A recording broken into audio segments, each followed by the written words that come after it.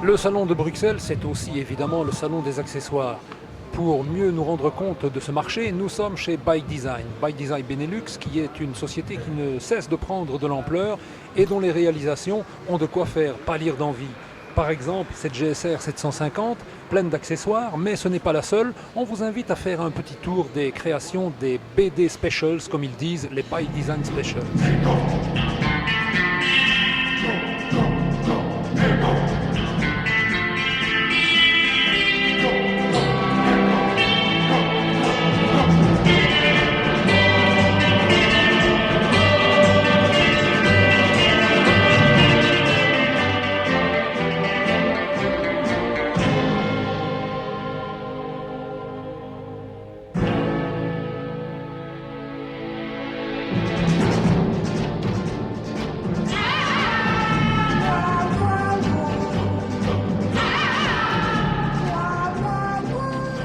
Au détour des travées du Hesel, nous voilà chez Scorpion, le fabricant coréen de casques. Alors on le sait, depuis quelques années, cette marque marque son territoire, c'est le cas de le dire, en Belgique et en France principalement. Nous en avons déjà essayé quelques modèles, on vous en a dit tout le bien que nous pensions, notamment le dernier 300 qui est tout à fait étonnant, vous verrez l'article dans nos colonnes.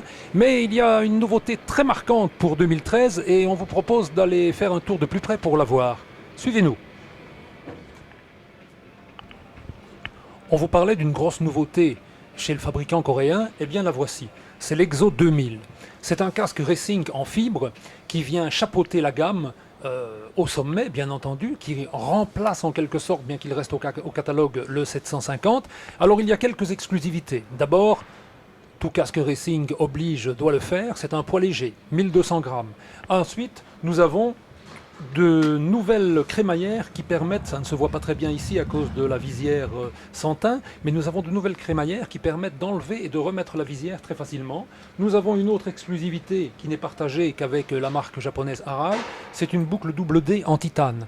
Par ailleurs, bien entendu, comme vous pouvez vous en douter, les aérations ont été revues et passablement améliorées. Un casque haut de gamme. Et la preuve, c'est que Alvaro Bautista vient de passer chez Scorpion et sera équipé en MotoGP par ce modèle dès la saison qui vient. Chez Kawa, et c'est tant mieux pour les aficionados de la marque verte, on a pas mal de nouveautés à se mettre sous la dent. D'abord, il y a la ZX6R en version 636 cm3.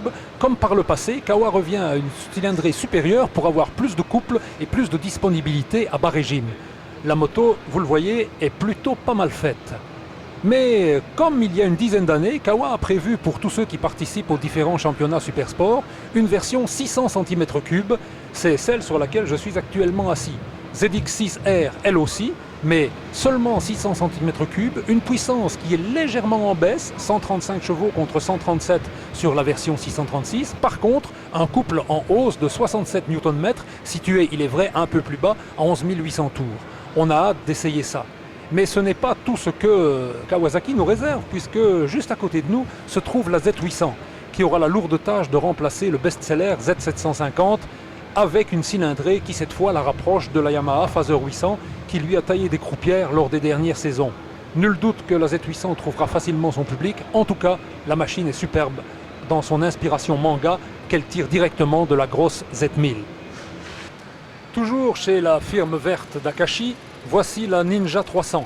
Elle remplace la 250R dans la gamme pour une adaptation au nouveau permis, à la nouvelle législation. Avec 40 chevaux et un poids très contenu, nul doute que cette moto-là fera des heureux et pourrait très bien supplanter certains scooters de moyenne cylindrée. Regardez, ça présente très bien, c'est très sportif, c'est l'esprit Kawa. Mais ce n'est pas tout. Et si on veut du vintage, eh bien, il suffit d'avancer un peu pour retrouver la W800 qui est proposée par Kawa dans différentes déclinaisons qui sont toutes, il faut le dire, du meilleur effet. A bientôt pour un essai. Nous voilà sur le stand de la marque aux 3 diapasons.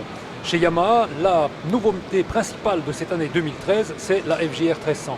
Pour en parler avec nous, un invité de choix, Michel Nickmans, ancien pilote de Superbike mondial, qui avait écumé les circuits, notamment en 2005. Alors, Michel, les principales nouveautés de cette FJR, beaucoup de gens sont curieux de le savoir. Donc en premier lieu, il y a le carénage qui est complètement nouveau, avec une meilleure protection au niveau des jambes, au niveau du buste, au niveau de la face aussi au casque. Alors le gros avantage aussi maintenant, on a un cruise control, ce qu'on n'avait pas avant. Ça c'est vraiment bien. Tout un tableau de bord complètement différent avec ordinateur de bord qui gère vraiment tout. Au niveau de la bulle aussi qui relève beaucoup plus précisément que l'ancienne et qui peut rester calé quand on coupe le contact. Avant. Merci. Alors, certains motards s'attendaient à voir une modification de la cylindrée. On est resté à 1300. Il y a des raisons? Alors il y a des raisons pour le 1300, tout le monde parlait d'un 1400 et puis en fait on nous a démontré qu'en mettant un 1400 on augmente le poids de la moto, ce qui engendre pas mal de difficultés au niveau de l'agilité qui est vraiment son point fort ici pour une grande GT. Ça c'est le gros point. Et au niveau de la boîte de vitesse? Alors au niveau de la boîte de vitesse on a gardé le 5 rapports parce que si mettre un 6e rapport ça augmentait la consommation d'un demi-litre. Donc parce qu'on doit ouvrir un rien plus fort les gaz aux alentours entre 120 et 140 km/h. Voilà. Merci Michel. Nous en reparlerons évidemment quand nous testerons la moto pour vous. Chez Yamaha, les nouveautés, il est vrai, sont peu nombreuses. En voilà une tout de même, le Black Max. Le Black T-Max dans une version très élaborée, mais qui se monnaie tout de même au prix fort, plus de 12 000 € pour un scooter.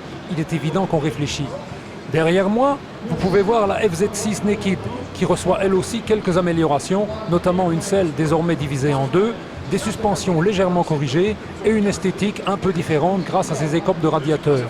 Mais il est vrai que les aficionados de la marque peuvent rester un peu sur leur faim. Il est vrai aussi qu'on nous explique chez Yamaha que d'une façon tout à fait naturelle, le constructeur se concentre plutôt sur les marchés émergents. C'est la loi du marché. Bonne nouvelle de Hinckley en Angleterre. Enfin une vraie GT chez Triumph. C'est la Trophy qui fait son retour avec un 3 cylindres de 134 chevaux qui développe un couple très intéressant de 120 Nm. À n'en pas douter, voilà une GT qui s'inspire d'une certaine production germanique, mais qui veut avoir ses particularités grâce à son bloc propulseur.